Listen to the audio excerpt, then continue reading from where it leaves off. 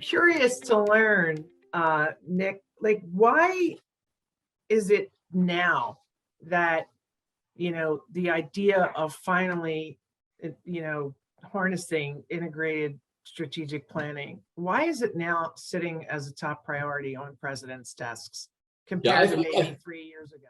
yeah, I think a good bit of it is around three things. Three things, and I kind of stumbled on these three things when I was a sitting provost and was a panelist for a SCUP meeting. The convener of the panel said, I don't want to surprise anybody, so this is a question we're going to lead with. And he asked us a couple of days before the meeting, what keeps you up at night? And so as I pondered that question, three things came to mind as I was cycling through all of the things that impact higher ed. And they sort of fell into three buckets: cost, compliance, and relevance. The cost of our educational experience and the cost to institutions to provide the educational experience. And so thinking about how do we manage costs, and how that becomes an important component with that. The second is all of the compliance demands that we're all faced, which is a lot of the work of the IE office.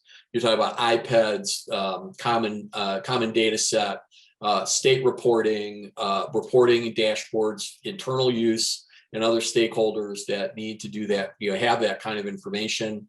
Even your campus committees to be able to make data-informed decisions. And then finally, and especially, it seems to have intensified over the last few years, and even accelerated, is how do we demonstrate that higher education is still relevant? So thinking about these three things, I believe that this is one of the reasons why individuals are looking to integrated planning as a strategy or as the discipline to be able to integrate your planning processes, to be able to address questions campuses get, campus leaders, often the president: why do you cost so much? Or how do you manage your costs on your campus? And talking with the board members, parents, all of those kinds of things. And then also managing compliance, as we've seen, we've gone through various upticks in compliance demands for institutions. And again, the argument regarding, is higher education still relevant? And a week doesn't go by where somebody is publishing a report, whether it's Heckinger or Gallup or someone saying, higher education has lost its relevance. And so how do you make the relevance case? Well, I think you start with your mission and you back it with data.